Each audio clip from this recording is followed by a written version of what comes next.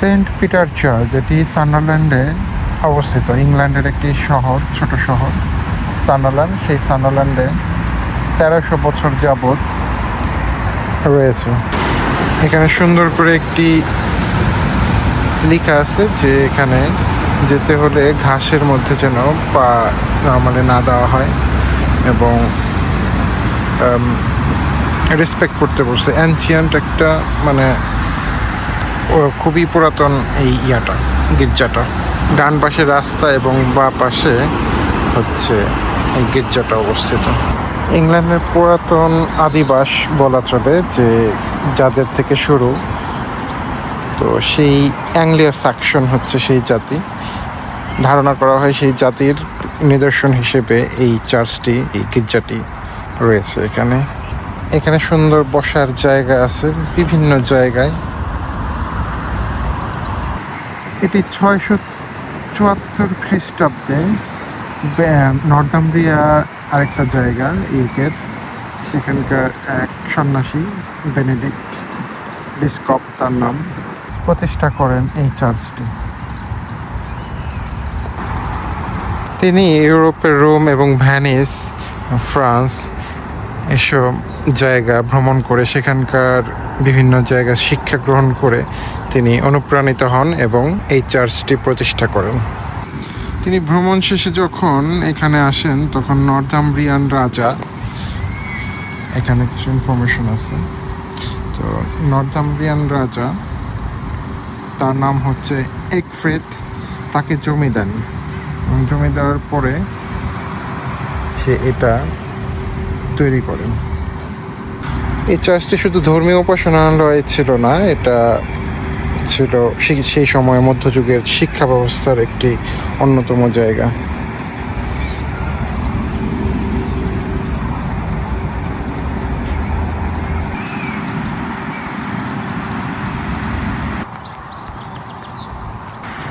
বিখ্যাত ইতিহাসবিদ ও পণ্ডিত ভ্যানারেবল বেডে ছোটবেলায় এখানেই শিক্ষা লাভ করেন।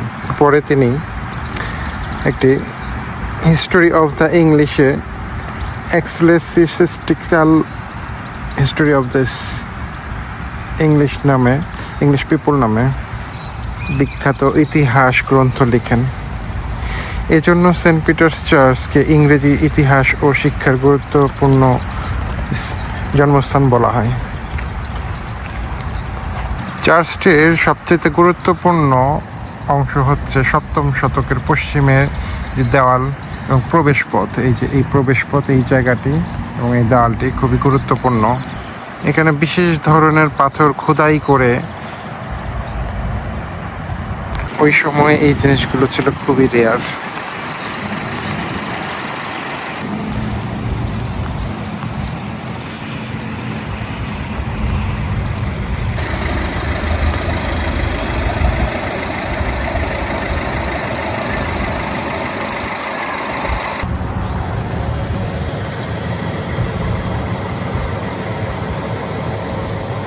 এটি সবচাইতে পুরাতন অংশ এই চার্চটির। এই চার্চটির পাশ দিয়ে যেতে যেতে এখানে এই যে কি সুন্দর গাছ, আর এই গাছগুলি হচ্ছে ল্যাভেন্ডার। আমরা যে ল্যাভেন্ডারের যে সুন্দর ঘ্রাণ বা এসেন্স পাই, সেই ল্যাভেন্ডারের ফুল হচ্ছে এই যে এগুলো। যখন এই ফুলগুলো হয় তখন খুবই সুন্দর ঘ্রাণ বের হয়। তো এটা একেবারে সাইড দিয়ে সম্পূর্ণটা দেখা যাচ্ছে একদম শেষ পর্যন্ত। ভিক্টোরিয়ান যুগ 1875 থেকে 1876 সালে চার্চটির বড় সংস্কার করা হয়। এরপর দ্বিতীয় বিশ্বযুদ্ধের সময় কিছু অংশ ক্ষতিগ্রস্ত হয়। এই দ্বিতীয় বিশ্বযুদ্ধের সময় যখন কিছু অংশ ক্ষতিগ্রস্ত হয়, এরপর পুনর্নির্মাণ করা হয় চার্চটিকে।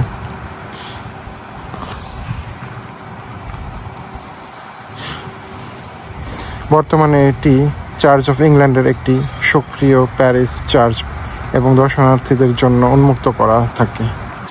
আজ এই চার্চটি সান্ডারল্যান্ডের ইতিহাস এবং খ্রিস্ট ধর্ম, ইংরেজ শিক্ষার ঐতিহ্যের প্রতীক হিসেবে দাঁড়িয়ে আছে।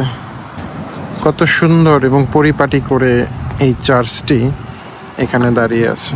ইনফরমেশনগুলো খুবই সুন্দরভাবে এখানে দেওয়া আছে এবং ঐতিহ্যগতভাবে যে বিষয়গুলো এখানে আগে ছিল সেগুলাই, তখন তো ক্যামেরা ছিল না, আর্টিস্টরা আর্ট করে সেটার একটা নিদর্শন এখানে দেখা যাচ্ছে। চার্চের পিছনের অংশ এটি। এখানে নিশ্চয়ই কোনো যারা ছিলেন মান্যগণ্য ব্যক্তি বা তাদের সমাধি এখানে, তাদের নাম এবং খোদাই করে দেওয়া আছে। পিছনের দরজা এটি চার্চের।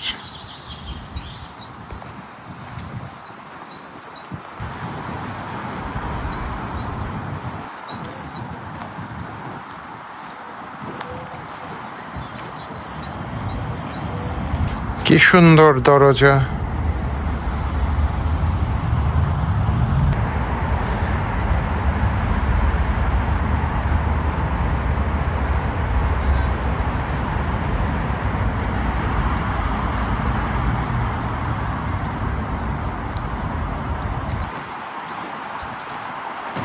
জানালাগুলো একেবারে চমৎকার। এখানে টাইম টেবিল দেওয়া আছে।